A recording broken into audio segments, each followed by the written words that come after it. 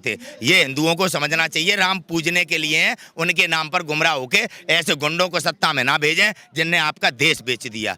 आज देश का नागरिक अगर नहीं जागा तो आने वाले वक्त में ये अंधभक्त है ना जो आज चिल्ला रहे हैं, क्यों चिल्ला रहे हैं? क्योंकि आज हम लोग लड़ रहे हैं, मातृभूमि के लाल लड़ रहे हैं। जिस दिन हम हार जाएंगे ना तो अंधभक्त अपने आप खत्म हो जाएंगे। अबे 2 कदम कौन सा पीछे हट रहे हो? गुंडागर्दी कर रहे हो, कह रहे हो 2 कदम पीछे हट रहे हो। कौन से 2 कदम पीछे हट गए? कानून आपने बनाया पराली पे, ऐसे कानून बनाए जाते हैं? किसानों पे इतने करोड़ का जुर्माना, ये अपराध है क्या पराली? और जिसने थोड़ा समझौता एक्सप्रेस में जनता को मारा मालेगांव में, वो तुमने संसद में बैठाल के रखी है? उसके खिलाफ कोई कानून नहीं है? आप अपराधियों को बचाते हो। आपके नेता अनुराग ठाकुर देश के गद्दारों को उनकी FIR करने के आदेश जज दे दे तो आप जज का ट्रांसफर कर देते हो, और हमारे किसान भाइयों पे 5 करोड़ जुर्माना, गरीबों पे 2000 का जुर्माना। गुंडागर्दी नहीं चलेगी, नहीं चलेगी, नहीं चलेगी देश को। ना जे हिंदू है ना इस देश के हैं, जे इस देश के गद्दार और दलाल हैं। आज देश समझ गया है ना, ये सरकार नहीं है, ये जैसे गुंडई चल रही है, गुंडई।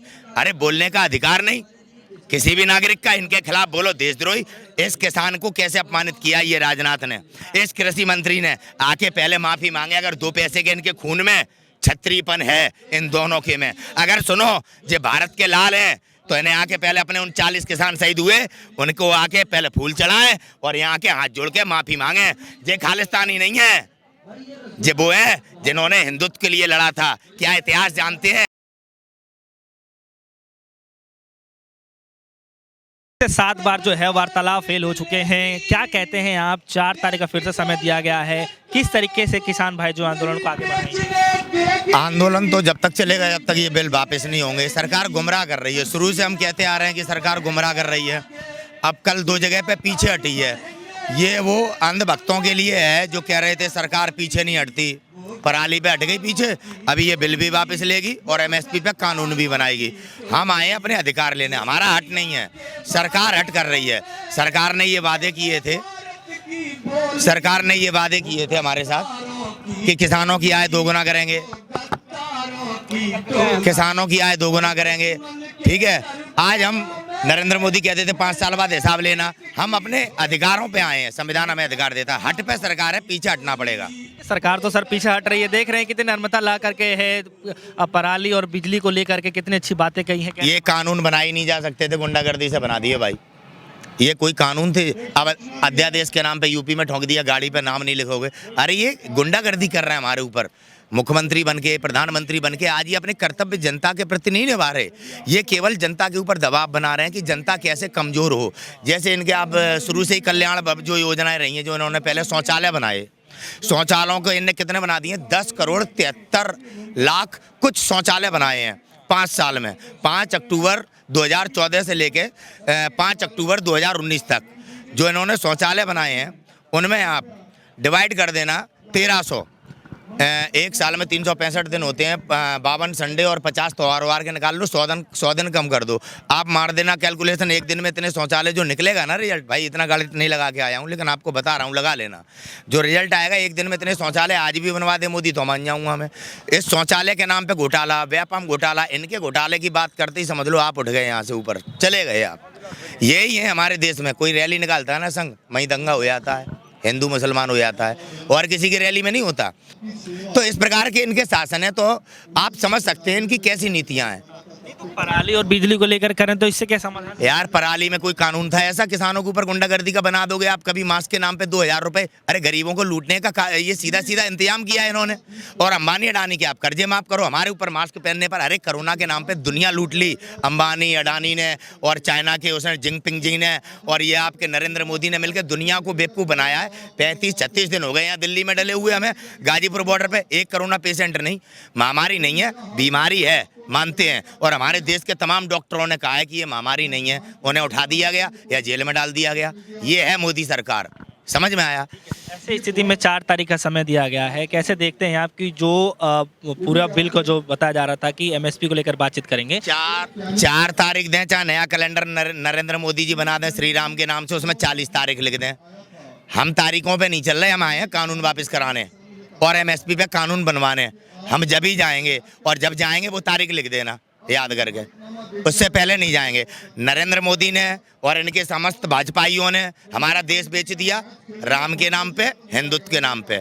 मोदी कहता है सरकारी संपत्ति को आप नुकसान ना पहुंचाओ। अबे सरकारी संपत्ति तो पीएम ने सारी बेच दी।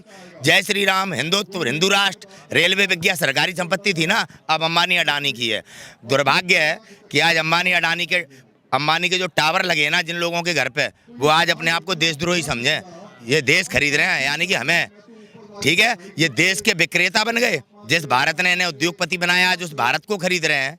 ऐसे देश के गद्दारों के साथ जो खड़ा है ना, वो गद्दार है, गद्दार। याद रखना इस बात को। ऐसी स्थिति में किस तरीके से बीच का जो है वो समाधान कोई समाधान बीच का है ही नहीं।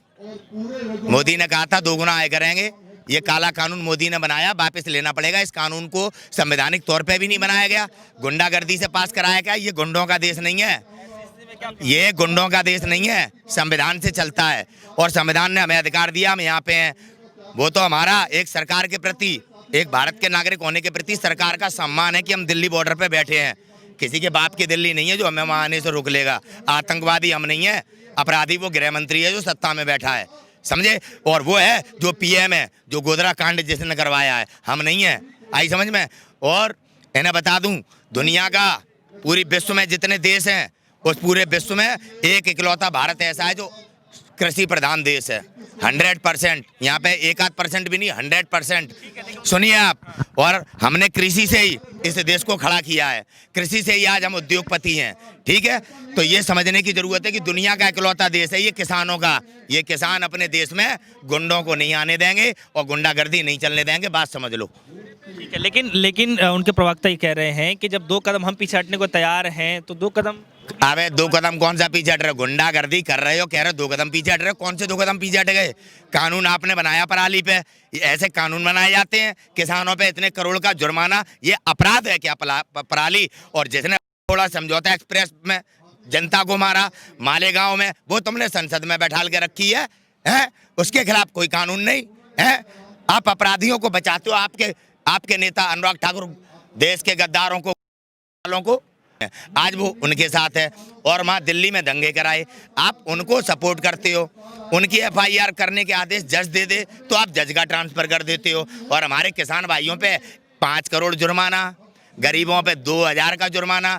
गुंडागर्दी नहीं चलेगी, नहीं चलेगी, नहीं चलेगी। That's it. मोदी तेरी तानाशाही नहीं चलेगी, नहीं चलेगी, मोदी तेरी तानाशाही नहीं चलेगी, नहीं चलेगी। ये नहीं माने बातों से, मानेगा लातों से। ऐसी स्थिति में किस तरीके से समाधान निकलेगा? ऐसी समाधान तो यही है कि देख लीजिए, पूरी दुनिया देख रही है हम देश के किसान किस प्रकार से यहाँ बैठे हुए हैं, ठीक है। नरेंद्र मोदी जी उद्योगपतियों के हाथों बिके हुए हैं, क्योंकि उन्होंने रेलवे से लेके भारत की सभी जड़ों को काट दिया है। नरेंद्र मोदी देश के विक्रेता हैं। ये दुर्भाग्य है इस देश के तमाम लोगों का, जिन्होंने ये हिंदुओं को समझना चाहिए राम पूजने के लिए हैं, उनके नाम पर गुमराह होके ऐसे गुंडों को सत्ता में ना भेजें जिनने आपका देश बेच दिया। आज देश का नागरिक अगर नहीं जागा तो आने वाले वक्त में ये अंधभक्त है ना, जो आज चिल्ला रहे हैं। क्यों चिल्ला रहे हैं? क्योंकि आज हम लोग लड़ रहे हैं, मातृभूमि के लाल लड़ रहे हैं। जिस दिन हम हार जाएंगे ना, तो अंधभक्त अपने आप खत्म हो जाएंगे, क्योंकि इन्होंने अंधभक्ति में इतने जुर्म कर दिए हैं कि आज कानून की किताब में ये सारे अपराधी हैं कहीं ना कहीं। जैसे रागिनी तिवारी दंगे की आरोपी, कपिल मिश्रा दंगे का आरोपी, आज राजनाथ सिंह जैसे लोग, बड़ा दुख होता है। 4 तारीख का समय जो दिया गया है, कैसे आप देखते हैं कि कुछ हल निकलेगा क्या इसमें? हल निकले या 7 बार वार्तालाप हो चुके हैं, उसमें हल निकले या ना निकले, सरकार को सोचना है। हम अपना अधिकार लेने आए। हम फिर कह रहे हैं, हट में सरकार है, अहंकार में सरकार है। तो 7 बार वार्तालाप हुआ, उसमें सिर्फ पराली और बिजली पे ही लेकर बातचीत हुई। अभी तक आपको एमएससी वाली तो बात ही नहीं हुई। अब धीरे धीरे आ रहे हैं ना, गलतियां की हैं, देश जान गया चोर हैं ये। अब चोर अपने आप को साहूकार बना रहा है। जैसे इन्होंने कहा ना, हम देश में किसानों को समझाने के लिए मीटिंग करेंगे। अरे उद्योगपतियों से लड़ाई है, अमीरी और गरीबी की लड़ाई है। मीटिंगों के माध्यम से हमारे किसान गरीब लोगों को खरीदा जा रहा है कि बिल का समर्थन करो। ऐसी गंदी राजनीति की जा रही है। आज जो पैसे लेके बिकेगा ना, वो अपनी जमीन और अपनी आज़ादी बेचेगा, अपनी जमीन और आज़ादी। समझ में आए? अपने बच्चों के भविष्य है ना बर्बाद कर देगा जो आज बिक गया। आज अगर गरीब बिक गया, ऐसे ही तो हम अपने अधिकार खोते चले आए। हमारा ही देश, हम ही मालिक और हम ही भिखारी हैं। ये कैसे हो गया? तो क्या कोई उम्मीद है आप लोगों को 4 तारीख तक की कुछ इसमें भी, क्योंकि जो सरकार है वो बार बार यही करती है कि इसमें संशोधन करेंगे, लेकिन इस बार जो है 2 चीजों को सरकार अपनी मनसा खुद सोचे खुद जाने, जे अपने आप ही काले कानून बनाते हैं। हमारा स्टैंड एक बार स्थापित है और क्लियर है। हम यहाँ से बिल वापस करा के जाएंगे, हम अपना MSP पे कानून बनवा के जाएंगे। जो हमारा अधिकार है, पानी बेच रहे हैं ठलुए MRP डाल के। हम आज भिखारी क्यों है पता है? क्योंकि हमने कभी अपने गेहूं पे MRP नहीं डाल पाई, अब MRP डाल के जाएंगे, नहीं तो जो बच्चे हमारे जो भीख मांगेंगे और जो उद्योगपति है जे अपनी आय बढ़ाएंगे। जैसे नरेंद्र मोदी, कोई पूछता ना बहुत किया, मैं भी बता रहा हूँ बहुत किया। हम देश के लोग गरीब हो गए और जिनके लिए किया वो आज देख लो दुनिया में अमीर हैं। नरेंद्र मोदी ने बहुत किया, लेकिन सारा अपने अंबानी अडानी अपने गुरुओं के लिए किया, जिनके वो चेले हैं। वो भारत माता के लाल नहीं है। कोई माँ को बेचता है, माँ बेच दी। आज बात सुनो, भारतीय रेलवे अडानी रेलवे हो गई। कहाँ बेच रहे हैं? वो तो कह रहे हैं, खुद ही राजनाथ सिंह ये कह रहे हैं कि कोई माई लाल ऐसा है नहीं जो उनकी जमीन को छीन सके, उनसे हक छीन सके। अच्छा कौन कह रहा है? मतलब ऐसा देश बेवकूफ है क्या? एयरपोर्ट अडानी के बाप के हैं। एयरपोर्ट है, एयरपोर्ट पे हमारा पैसा लगा, देश की संपत्ति लगाई गई और आपने अडानी को दे दी। मतलब पैसा हमने लगा के दुरुस्त कर लिया, साफ कर लिया, सुथरा कर लिया, अब बस कमाई शुरू होने वाली, अडानी को दे दी। ऐसे उल्लू बनाया इन्होंने, हम उल्लू बन गए। आज देश जान गया। ऐसा है, लोग कहते हैं पप्पू कौन है? राहुल गांधी है या अडवाणी है? तय करे जनता कि पप्पू कौन है। पप्पू तो हम बन गए, 2 गुना है, नौजवान बन गया, 2 करोड़ रोजगार। अरे रोजगार छीन लिए इनके माँ बापों से, पेंशनें खत्म कर दी और अपने 4 पेंशनें ले रहा है। एक विधायक 5 बार, अगर जैसे कोई विधायक बन गया तो 5 पेंशनें चल रही हैं और हमारी पेंशनें खत्म करी जा रही। पप्पू तो हमें, वो तो हमारा, जो हमने पाप किए ना इनके मोदी की बातों में आके, तभी तो आज यहाँ पे सड़कों पे डले हैं। कृषि मंत्री जी जो है, पहले तो किसान भाई जो वहाँ खाना नहीं खा रहे थे, लेकिन किसान भाइयों की तरफ से ये देखा गया है कि कृषि मंत्री ने जो खाना खाया है, यानी कि जो नमक किसान भाइयों को खाया है, कैसे आप देखते हैं कि खाने के बाद ही जो है बिल को लेकर के थोड़ा बहुत? अरे नौटंकीबाज हैं, इनकी खून में जितना खून बह रहा है ना, वो हम किसानों, इनके बच्चों समेत हम किसानों की मेहनत का ही बह रहा है।